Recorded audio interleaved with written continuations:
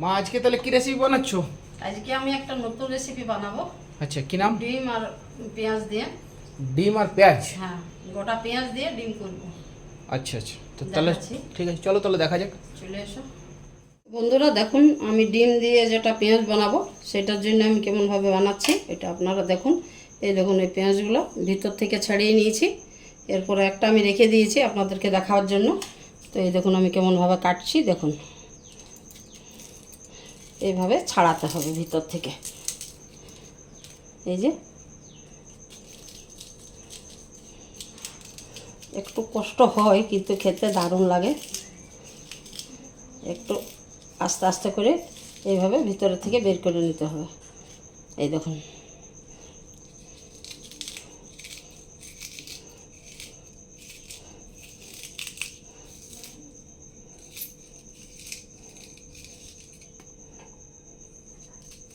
এইভাবে পেঁয়াজটাকে তোমাকে ছাড়িয়ে নিতে হবে। হ্যাঁ এই যে ভিতর থেকে। এখন আর পেঁয়াজগুলো তো ভালো নাই না, লাল লাল একটু পেঁয়াজ কালারটা হলে আরও ভালো লাগে দেখতে। এই দেখুন এইভাবে ভিতর থেকে বের করে নিতে হবে ভিতরগুলো, এগুলো আমার কাজে লেগে যাবে, ফেলবো না। এইভাবে ঠিক এইভাবে হবে। এই দেখুন, দেখুন ভেতরে চলে যাবে তোমার। হ্যাঁ এটার ভিতরে ডিমটা চলে যাবে, খেতে দারুণ লাগে। দিয়ে তারপরে এরপর কি করবে? এই যে এটা হয়ে গেল আমার, এগুলো আমার কাজে লেগে যাবে, এটা তো রেখে দিচ্ছি। এরপর আমি দুটো ডিম, এই দেখুন এটা আমি ফেটে নেব একটু কেটে।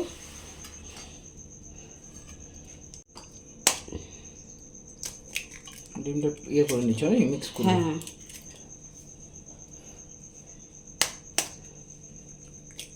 দুটো ডিম, তিনটা ডিমও লাগতে পারে।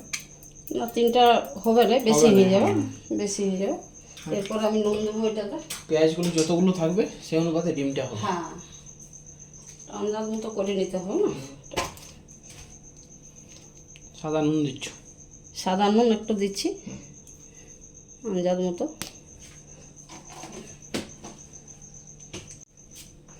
একটু কাশ্মীরি লঙ্কা গুঁড়ো দিচ্ছি।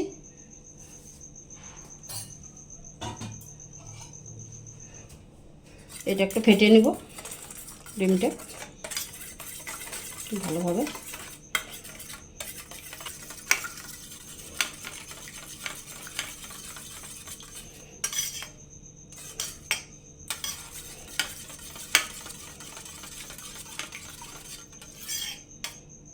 তাহলে তোমার কমপ্লিট হয়েছে নাকি? এই যে আমার ডিমটা ফাটানো হয়ে গেল। এই যে এরপর আমি দেখাচ্ছি, চলে আসুন। আমি কড়াটা বসিয়ে নিলাম, আমার গরম হয়ে গেছে। এরপর আমি তেল দেব পরিমাণ মতো এগুলো ভাজার জন্য।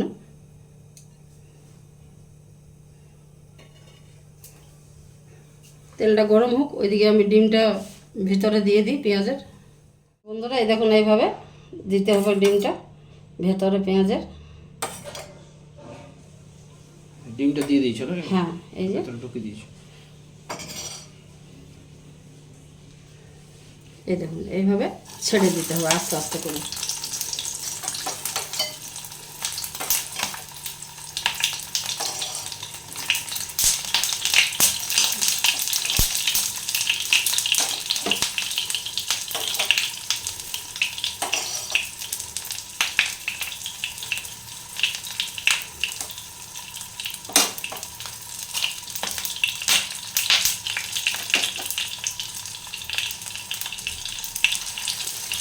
ওই প্রসেসে আরেকটা দিয়ে দিলে। হ্যাঁ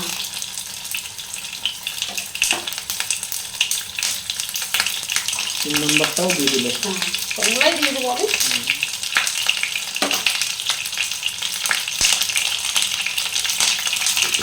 এই যে একটা দিয়ে দিচ্ছি। হ্যাঁ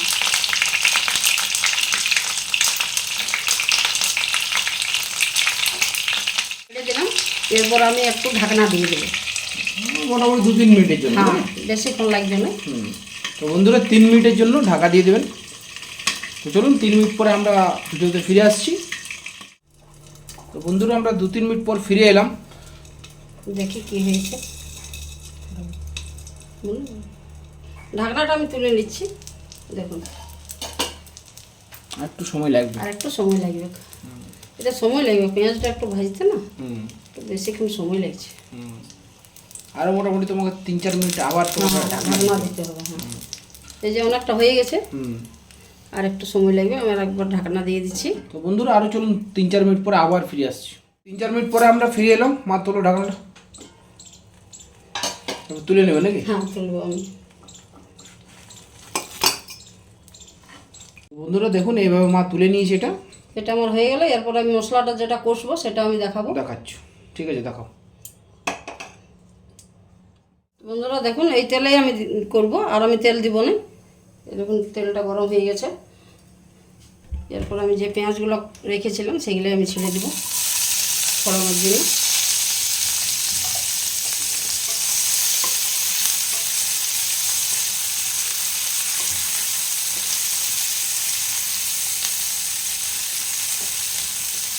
এটা একটু ভেজে নিতে হবে ভালোভাবে।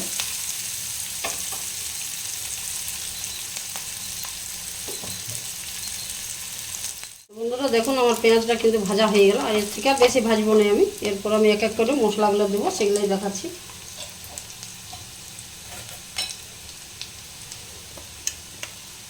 এটা কি? এটা আমার আদা রসুনের যে পেস্টটা আচ্ছা বানাই না, সেটাই আমি 1 চামচের মতো দিয়ে দেবো।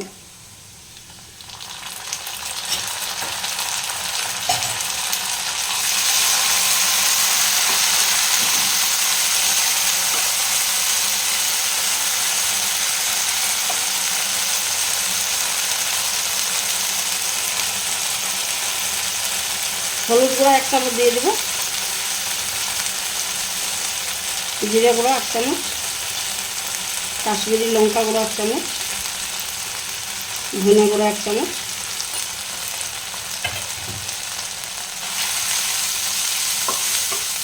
এটা ভালোভাবে একটু কষে নেব।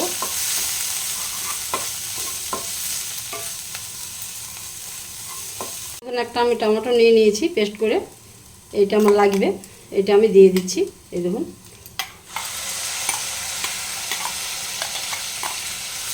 নুন দিয়ে দিচ্ছি এইটাতে, আর কিছু আমার মশলা লাগবে না, এইগুলোই লাগবে। একটু ভালোভাবে আমি কষিয়ে নিব।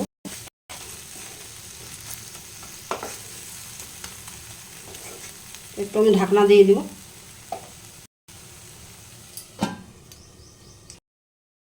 যখন ফিরে এলাম ঢাকনাটা তুলে দেখি কেমন হয়েছে মশলাটা।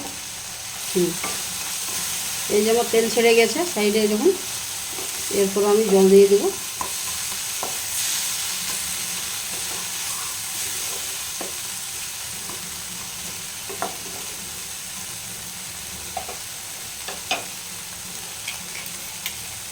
টমেটো যেটা বানিয়েছিল সেটাই জলটা? হ্যাঁ, সেই জলটা দেবো। এই যে এটা তো হাফ বাটির মতো আছে।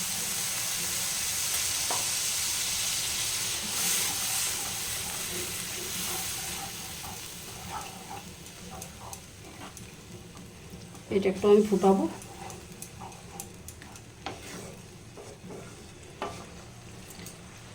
আমি আঁচটা একটু বাড়িয়ে দিচ্ছি।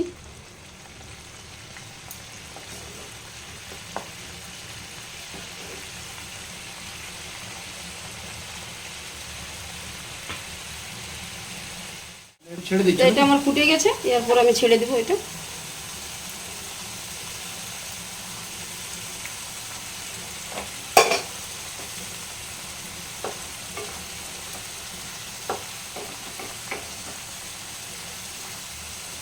কিছুক্ষণ পর্যন্ত রাখতে হবে। হ্যাঁ, একটু কাপ নিয়ে তারপর মিক্স হয়ে যাবে।